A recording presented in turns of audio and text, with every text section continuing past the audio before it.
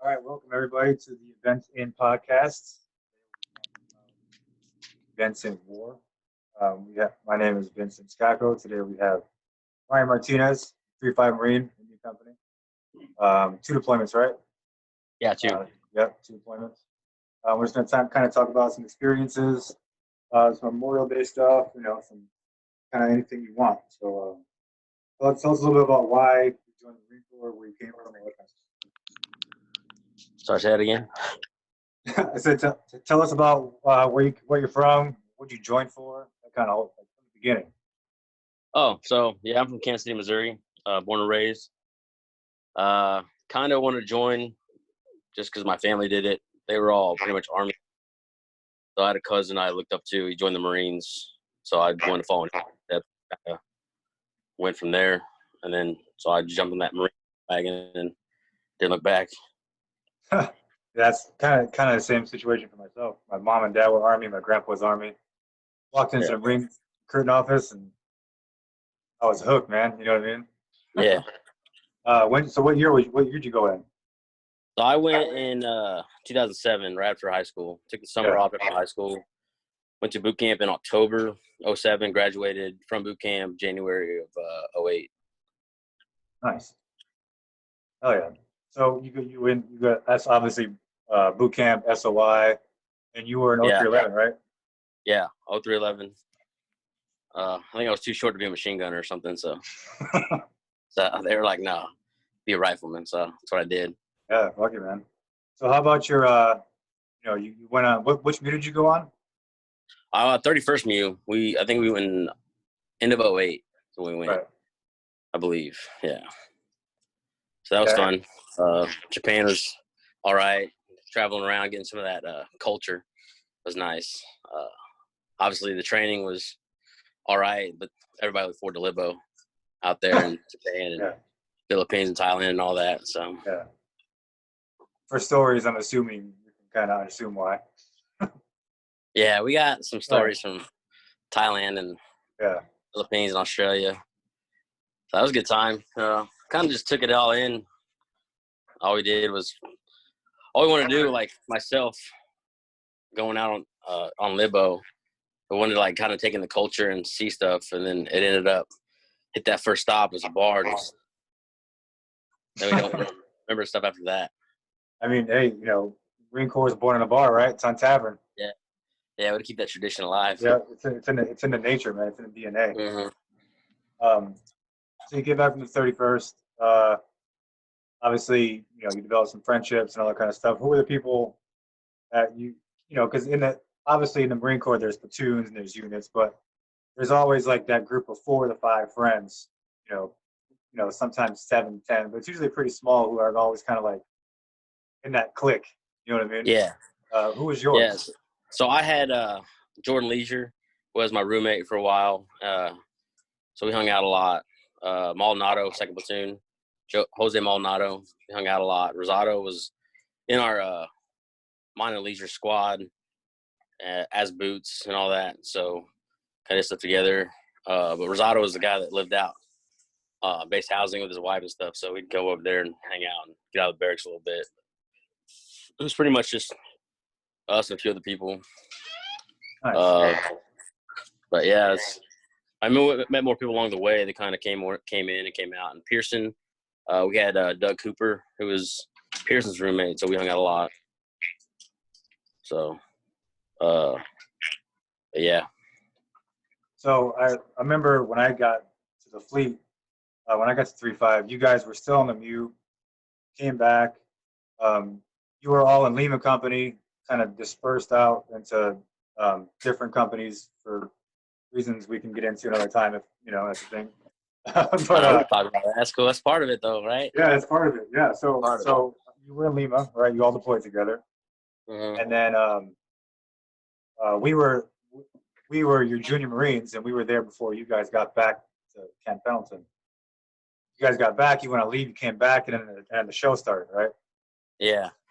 Yeah. So apparently we did some things that we weren't supposed to. I guess they call that hazing now. Yeah. I personally didn't believe in hazing. I mean, I got messed with a lot. I was a smaller guy, and they never really messed with Leisure because Leisure was a big fella. Yeah. But I was the 5 foot, barely over 5 foot, and I'm the little guy. I'm the mouse everybody likes to mess with. But I mean, it is what it is. We came back. We did the same stuff that happened to us. Kind of a tradition, passing the torch type thing. But some of the little fellas didn't like that too much. Yeah. So I mean, like first arm, Yeah, it is what it is. They went to first sergeant and cried, and I think it was 6 of us that left Lima Company. Yeah. Then we got a few of them took Maldonado, Blair, myself, Kaiserbody, Rosado, and then one of our seniors, Rose. So me and Rosado got accused of some stuff, and so I actually went to court martial. Me and Rosado went to court martial. Blair and Maldonado took the NJP. They got tired of dealing with it, tired of waiting. Took the NJP, got busted down, and took their lumps and moved on with another company. So me and Rosado, we waited it out, went to court martial. They pretty much my court martial was asking about Rosado. That's all it was. It's like I wasn't even the guy that was on trial. They asked everything about Rosado. I said, I have no idea. Like, oh, well, you put that he went with his wife after. I was like, yeah, well, that's what he said he was doing. I don't know what he's doing. Like he's with his wife. That's what I think. So I remember he did a long restriction. It wasn't like 120 days or something like that. He did a long time. Rosado? Yeah. I don't think he. Oh yeah, he got. There was like a falsifying a document because I don't know. But I'm not really sure on the details of his stuff. Yeah. But I got acquitted. They sent me. I literally was still in my chucks from getting back from the whole court over in Horno, and they said, "Hey, Sergeant Major wants to see you." So I walked up there in my chucks. As soon as I took one step inside the company office, he yelled from the other end. I'm like, he yelled like he was right next to me. It's like, pack your shit, you're going to Bridgeport, because that's where India Company was. So I went up and met back up with Maldonado and Blair, and they were already in India Company at the time. So they were rocking 2nd and 3rd platoon, and I was putting 1st platoon. So it's kind of like a reunion. It was nice. Just like that Bridgeport sucks, so that's probably the worst place to have a reunion, but still nice. I was bummed that I was out of Lima Company, so all you guys that came in, like you, White, Sauceda, the guys that, we were trying to groom and stuff. Yeah. I wasn't able to be part of that anymore, but it sucked, but we got through it. Still came over to your side of the barrack until First Sergeant Lucas decided to kick me out. Those are the good old days, man. But yeah. So we had a year-long workup, right? Yeah. You were in India Company. Yeah. Talk about the feeling when the shift, when we were slated to go on a MEU, the 13th or the 11th MEU or something like that. And then we got word that we were going to Sangin. And I remember it turned into everybody was all excited and happy and, gung-ho, like, yeah, we're going to Sangin. And I remember one thing I'll never forget, I was a few months into the fleet. I was all excited. I got back to the barracks and I saw guys like Finney and Saran and, people like that who have already been through the shit, kind of on the catwalks, just peering off in the distance. You know what I mean? And that was one of those moments where I realized, like, oh shit, this is gonna be real. You know what I mean? Seeing guys like that.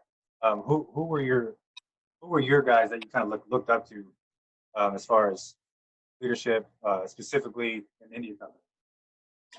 So India Company, I had Sergeant Beckett. He was my squad leader. Sergeant Malgoza. They both had multiple deployments, combat deployments in Iraq and stuff. We had Sergeant Gilio for India Company. Those were the squad leaders that I had in my platoon, so I look up to them. I still look to guys in Lima Company, though, like Nguyen. He was my team leader when I first got there. He became our squad leader for a while when we first got to Japan on the MEU. And then we had a guy come in and kind of take that role over, so we went back to being a team leader. So, I still look to him. I talk to him every once in a while about it. And, we had a few heart-to-hearts over a couple of beers and kind of talked about what to expect and, how not to get caught up in being all moto and don't be gung-ho so much to where you're just running into some shit, It's, he wanted me to fucking be smart and, just do my job the way I'm supposed to do, fall back on my training and what he kind of told me. Yeah. So, training's important. It's paramount, So just be safe, be smart, and do what I'm supposed to do. So in comparison to the training we had, we did a lot of mount stuff, right? Working Yeah. to the deployment, we did a lot of stuff like that. But when we got to Afghanistan, now we're all in Ranger file, patrolling a straight line, looking out for IEDs and stuff like that. The Yeah. difference of, I don't want to say we weren't ill prepared. We just didn't expect that type of combat. It was more guerrilla warfare than it was, kicking in doors and that kind of stuff. Yeah. So like, I think with the training, it kind of, we had this mindset of how it's going to be like exactly like training. Everybody wants you to fall back on your training, do what you're told, blah, blah, blah. But then it changes the moment you get there. So it's something we're always supposed to adapt to our surroundings. So, that's what we did. We had to do that. At first, the casualties we took were because we weren't really prepared. Like you said, kind of ill prepared in a way. So we weren't ready for the type of casualties that we had. I know a lot of guys probably get saved, but we didn't have the proper training. Like tourniquets weren't tight enough. Guys were bleeding out still. And, if we would have been more prepared, maybe they would have been tighter. We would have known to check them every time we moved them and stuff like that. So unfortunately, that's kind of the nature of the beast. It's comes with the job, but yeah, it is what it is. I wish we could have saved everybody, but we all knew going in that there was a chance, and I guess when the time came and it hit, like especially with Maldonado, we had a little safety brief from our company commander when we were in 29 Palms right at the end of it. He said, "Look to the left, look to the right. Some of these guys might be coming home." And I was standing right next to Maldonado. I said, "You better fucking come home." So, it's said the same thing back to me, and we made plans after deployment, after we got out and everything. But obviously, things change on the fly, but it is what it is a little bit. So, there's a lot of different. You hear different things, right? Yeah. This is how so and so got hit. This is how so and so, how he got shot, or how he. What happened with Maldonado? So from what I understand, all right, so we had phase line Carrot, which was, I think, our southernmost phase line, because I think past phase line Carrot, we would have been in Lima Company's AO. Yeah, Lima. So every time we went down there on patrol, because the way it was set up is our platoon was at Fob Jackson with 2nd Platoon. And then 3rd Platoon was pushed out to Tugay or whatever, that outpost, that patrol base that the British set up. Right. So 3rd Platoon was set up out there. They were doing their own patrols, all that stuff. They were sharing the whole post because it was a lot smaller than Jackson, obviously. Fob Jackson was pretty good size, so we had 2nd Platoon standing post and 1st Platoon doing patrols. So it's supposed to be us patrolling the first half of the deployment. Second half, we're going to switch. So 1st Platoon would be on post, second half deployment. So it'd be Maldonado's platoon going out instead of us. But, that obviously changed. So they put 2nd Platoon out. And I told him, we always talked about stuff, what I was doing out there, what I was seeing. I would share all the information I would gather on patrols when I came back. Because I would always come back and see him, give him a hug, let him know I was back. And, so they went to phase line Carrot, which they told him not to do, but their lieutenant was gung-ho. So they went, and apparently he stepped on an IED. He moved up to lay some cover fire down, was coming back to get behind the berm, because he went on top of the berm to lay some fire. Came back to an IED. He had a 203 belt on, and I guess that's synthetically deaded or went off with the IED. So it was kind of like a boom boom type thing, So they casevaced him, and his squad leader actually got back from the patrol, the casevac, got on the truck, went to Tugay to tell Blair, and came out to PB Sparks where we were at, and to tell me, face to face, because how close, me and Maldonado and Blair were. Yeah. We shared that Sorry. You there? Yep. Oh, there you go. We shared that Lima connection, and they knew it.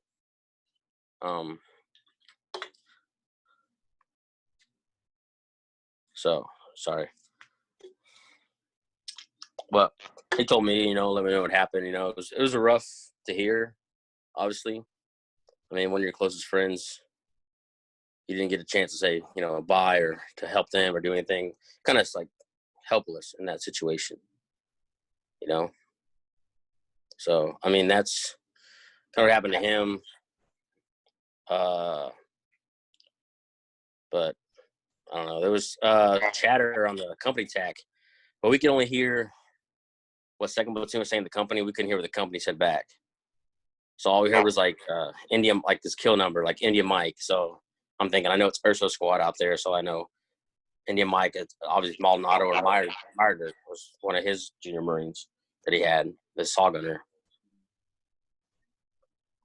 So like I wasn't unsure, and like I had to tell myself like to get mentally right. Like I was freaking out because I knew it was one of those two.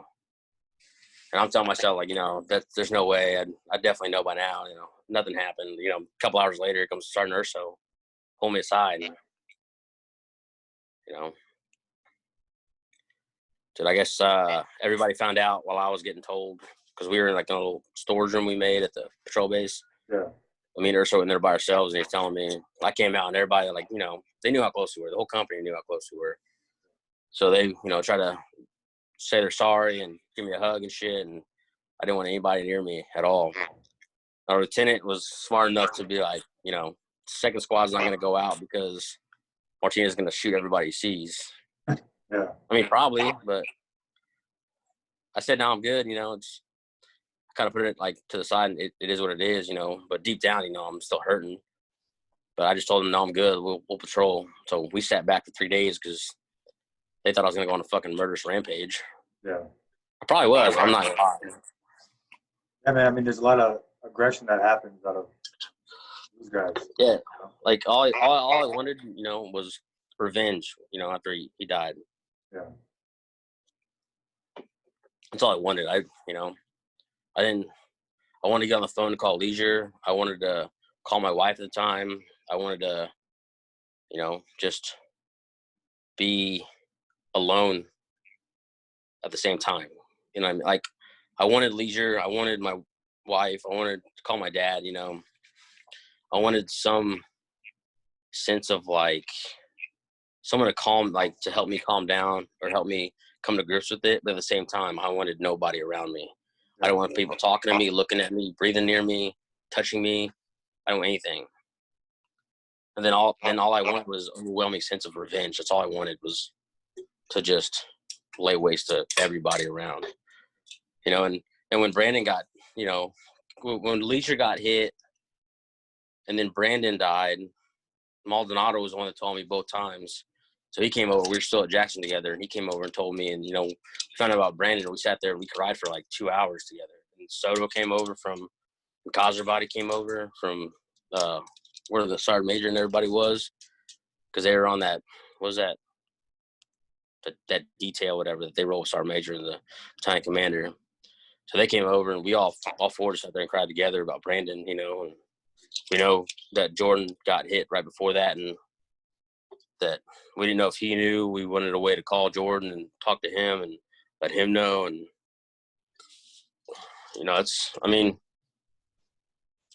it's hard to deal with, in a situation like that where you have to take what you're hearing and just take it in and just kind of put it in the back of your mind because you still have a job to do. You still have other people that, especially like as a team leader, you still have to not only look out for yourself, but everybody around you, like especially your team. I didn't want to be distracted and something happens or I miss something that's obvious, like an IED, and then one of my guys right behind me and steps on it, and I'm dealing with that on top of everything else. So you had to put everything in the back of your mind and just, just kind of keep pushing. Like my squad leader at the time, Sergeant Beckett, told me, he said, I know it's hard to deal with, because he did it. He knew exactly what I was going through. So he's like, you have to keep pushing and then mourn later. When you have time to mourn later. Don't let it eat you up. Don't let it distract you. Don't let it. So I'm glad I had good, like, small unit leadership, like good squad leaders and stuff. And we had a pretty awesome lieutenant and platoon sergeant, and that kind of helped me a lot through it. But as far as losing them all night, it was pretty hard to do. So, like to kind of piggyback on that, like you don't have when someone goes down, put them on the bird, you're a few clicks out. You're a few clicks out. You know what I mean? That just happened, and you got to deal with it on the way back. And the next day you wake up 06, get the next patrol group. There's no time for that. There's no time to warn. There's no time. Obviously you get hours on end on post sometimes, or whatever the case is. But then when you get back, they don't. When you get back, they don't do a good enough job at helping you come back. You know what I mean? Yeah. They send you to get checked out by the wizard, but I mean, most guys just kind of blew that off and went through the motions with that. And you're talking about coming back, like back home, or coming back home from Afghanistan, from wherever you're at, So this is where I was lucky at, bro. Like a lot of guys, they fell into like this depressive state where they were dealing with stuff, and they started drinking, and they started getting prescribed Ambien because they said they couldn't sleep, and they went to talk to the wizard and all that. But me, I came back. My daughter was born 5 days after Maldonado died. Right. So Maldonado was supposed to be her godfather. We talked about that, talked about him coming to Missouri, do a baptism when we were on leave and all that stuff. So to come back, to be like, go from that, that warrior mentality and that mindset you have in a war and dealing with all that stuff. Then I came back to a 4-month-old baby girl. So I had to go from that to fucking dad real quick. Yeah. So I put all my energy into focusing on her. Like if I need a minute, my ex-wife would be like, she understood that, he needs a minute. So I would go in the other room and think and gather myself and come back out and, hold my daughter and kind of talk to her about, Uncle Joe and Uncle Brandon. And so, I mean, I saw their pictures up, and she always asks, about them. And so, like, she understands that I was gone when she was born. So I think as she gets older and the more like when they start doing like history in school and stuff, they're gonna talk about us and singing. I mean, it's kind of a big deployment we had, kind of one of those iconic ones, if you will. Right. So for her to be born while I was doing that, and to understand that she had, Uncle Joe and Uncle Brandon and, Uncle Jordan and up in Nebraska. And I mean, we don't get to see everybody as much as we'd like to, but she understands. But going from that to being a dad, like it matures you, man. It humbles you. Yeah, for sure. So, but a lot of times, there are a lot of people who have that same situation as you. mm-hmm. Some people don't understand how to make that shift, even though that's the case. Yeah. You know what I mean? Like, so is there something different between, it's been 10 years, right? There's guys who still can't figure it out. There's guys who are still have this shit deep down inside. We all do, right? We all have the stuff that we wish we did do. Even me, dude, I'm still dealing with it, Yeah. I've gone through enough in the last decade since we've been back, is like a divorce, had another kid, just working and trying to get through, everyday life. But on top of that, you're dealing with like this guilt that you have, the survivor's guilt, the like I sit there and think about how things could have been different, how we could have done stuff different. A lot of guys, including myself, have gotten on this phase where we just like depend on alcohol, and we drink ourselves to stop feeling stuff. And the more we drink, the more we feel. But we're trying to drink to forget, and you can't really forget. So I mean, you gotta find a balance. But a lot of guys, they don't find that balance, and that's what's leading to these these guys that are taking their own lives. And I mean, it's nature of the beast, and I get it, but guys aren't. We talk about when we hear somebody that we know that we're close to or something, that when they take their own life, that we all check on our friends. And honestly, it lasts maybe a week or two, and you want to check in and talk to your boys and all that. But it doesn't really go past that. Yeah. After a couple of weeks, you fall into that same routine where you don't really talk to anybody. Like you're on that group chat with Jordan and Danny and Nick and Mark and Ron and all them, and that kind of, it's not every day, but it's often enough to where if you had to let out or you wanted to reach out, it's a text you can send, and you'd have 5-6 guys that are in that group chat right there. That was All your other being guy. very honest. Yeah. Oh yeah. Too honest, I think. Jesus Christ. But I mean, like last night, I FaceTimed Jordan, but he didn't answer because he's putting the kids to sleep. That's something I didn't think about until he said it. He's got twin babies and another kid, and he's got responsibilities as a father. He's got to put that in front. Like it's like most guys, I think if they call somebody and someone doesn't answer because they have something going on, dealing with their kids or something, I think most guys would like get upset about it, like feel like they're put on the back burner, like they're not important enough. So they keep drinking and doing other shit. Yeah. So, I mean, it's the thing about, going to war and all that and coming back. And you have to be, when you get out, you have to be this member of society that's contributing and stuff. But like on the back burner, you still like have this mentality. Like no matter how long it's been, you still have that. Like even driving down the road or walking in the park and you're not on a sidewalk. Guys are still looking. There's trash in the side. Now you're going to go around that. You're not going to walk over. It sticks with you. Yeah, being stuck in a parking lot,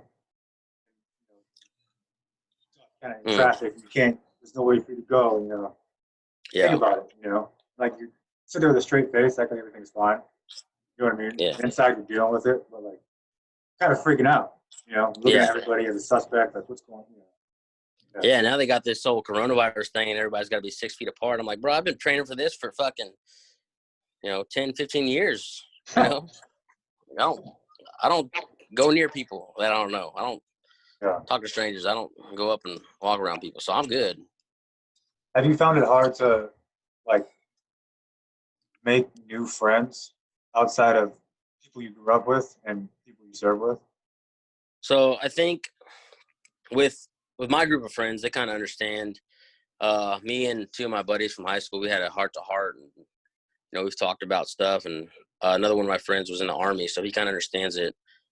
But, like, they bring in new people. Like, we play recreational softball, and there's, like, guys that are leaving the team and new people coming in to replace them. And so I got to deal with, like, these new people that I don't know them. So I'm at the point where, like, I meet somebody. If I don't know them, I don't really give two shits about them. I'll try to get to know them over time, but I'm not looking to make new friends, Yeah.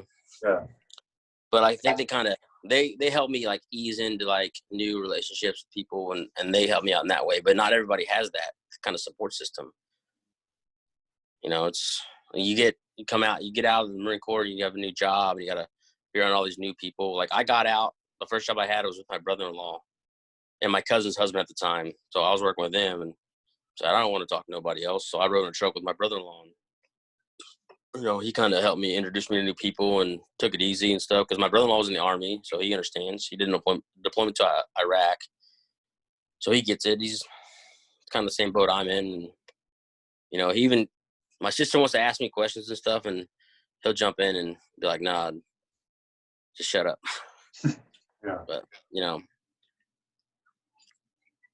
I'm not really cool with new people around, but, like I started dating this girl, we started talking 2 months ago.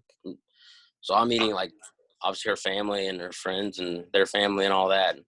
So lately I've been around more people, new people around a lot, and it's been an easy transition so far. So that's good. But not everybody, like I said, not everybody has that support system. Not everybody has that same situation. So I guess it's kind of situation dictates, I guess, being around new people for different people. Yeah. So it's like I don't know why it's like that. It almost seems like they don't understand like violence. You know what I mean? Yeah. And yeah, it's weird when you really understand it. You've you've seen what humans can really do to each other. You know what I mean? And I Yeah. think part of that is subconsciously why it's hard to let new people in. It's hard to, have closure with that kind of stuff.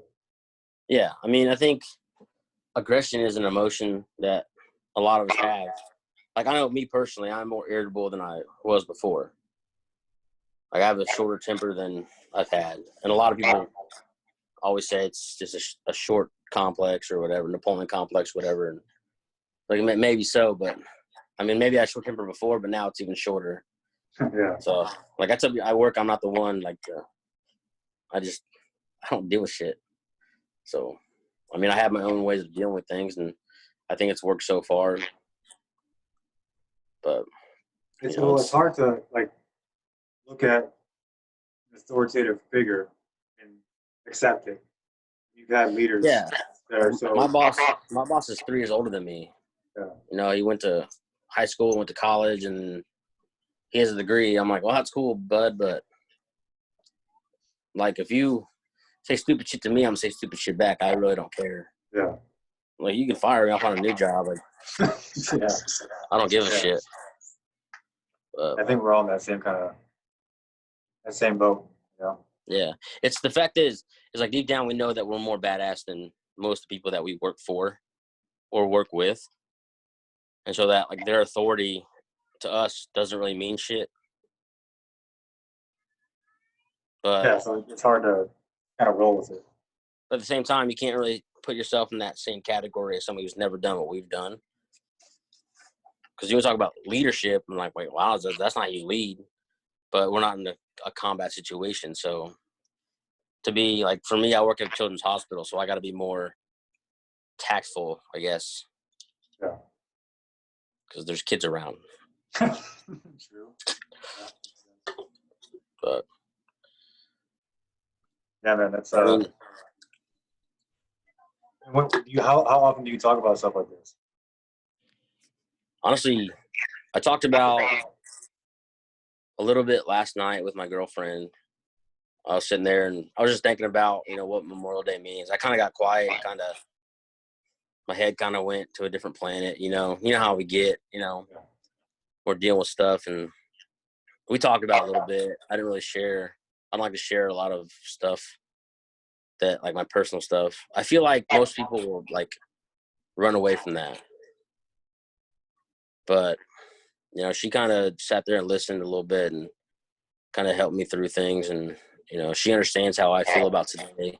Like most people think it's just another holiday, a day they get off, they can cook out and all that. And that's all cool and gravy and stuff. Like, I'm not one of those veterans that gets mad about that. Like, people come out and say Happy Memorial Day. Like, I'm not like, oh, you don't know what it means. I'm like, proud about it. Like, I mean, educate people on what it means. I'd rather do that. And I'm also not one of these dudes that gets out of the military and thinks that everybody owes him something.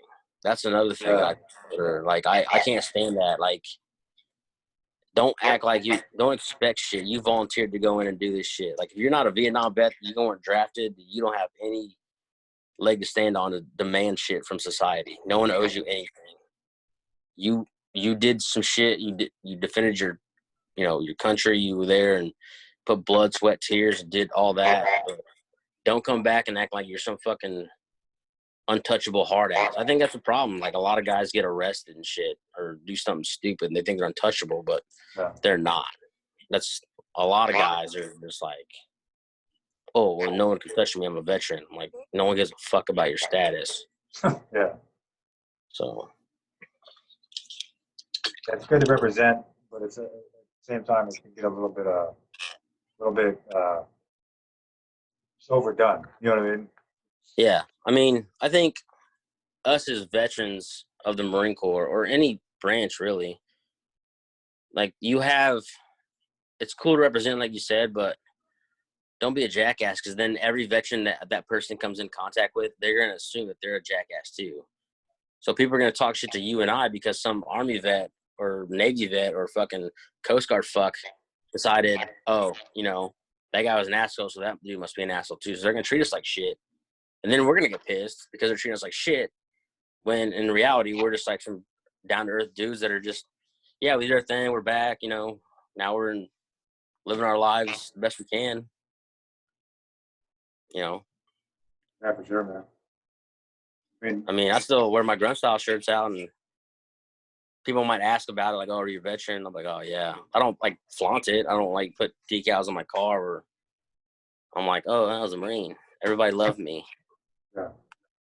I'm not really one of the attention whores that a lot of guys are. So. Yeah, it can get a little bit redundant. Yeah. No.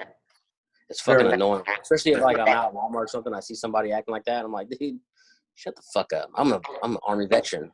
I served my country. They're saying shit like that. It's like, come on. Yeah. Then I fucking have to. Then they say shit to me because I say shit to them, and then if I have to knife hand them or something, then I go into that fucking mode and like oh shit. It's just so natural. You know what I mean? Like that head. Turn your head to the side and put your fucking hand up. You know, I knife hand my daughters all the time. You do the same thing. Like, come on. Yeah. That's why I think that's why my daughters are so good, because I'm just quick to fucking jump on them and I'll knife hand the shit out of them. Even my brother-in-law was like, "Damn, did you just knife hand your daughter?" I was like, "Yep." She knows. That means she fucked up. Yeah. Next one's an ass whooping, so they know. But yeah, man. Well, I feel like we covered a pretty good amount of stuff. yeah. That was cool, man. I'm sure you have a lot more stuff you could go into. But for the sake of just, not summing it up, we'll call it that. If you want to do it again sometime, you can. Yeah, I'm always down. Just let me know when. Cool, man. Yeah. All right, brother. Talking with you. All right, man. Good to talk to you. Yeah, you too. Love you, man. You too, bro.